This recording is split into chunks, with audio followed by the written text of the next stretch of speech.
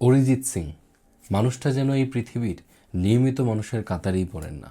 এত আলো, এত জনপ্রিয়তা, এত ভিড়ের মাঝেও কি অদ্ভুতভাবে নিঃশব্দে থাকতে পারে কেউ।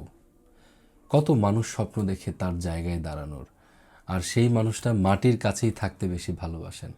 কতটা হাম্বল, সাধারণ, ভীষণ বিনয়ী, লক্ষ লক্ষ ফ্যান, কোটি কোটি শ্রোতা, তবুও কোনো অহংকার নেই চোখে মুখে।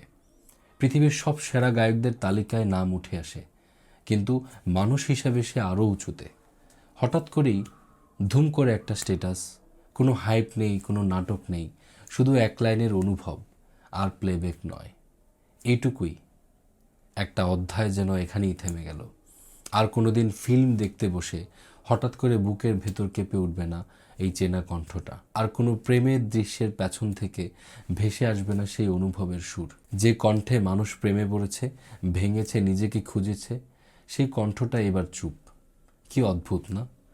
যারা চুপচাপ আসে তারাই আবার সবচেয়ে নিঃশব্দে চলে যায়। কোনো বিদায় কনসার্ট নেই, কোনো শেষ গান নেই, কোনো লাস্ট প্লেব্যাক বলে চিৎকার নেই। ধুম করে এলেন, ধুম করেই চলে গেলেন, ঠিক তার নিজের মতোই। হয়তো এটাই তার সৌন্দর্য, হয়তো এটাই তার শিক্ষা। সবাইকে জানিয়ে যেতে হয় না, সবাইকে বুঝিয়েও যেতে হয় না। কিছু মানুষ নিজের কাজটা নিঃশব্দে শেষ করেন, তারপর আবার চলে যান, মানুষের ভেতরে থেকে যান। অরিজিৎ সিং হয়তো আর প্লেব্যাক করবেন না, কিন্তু কিছু কণ্ঠ কখনোই অবসর নেয় না।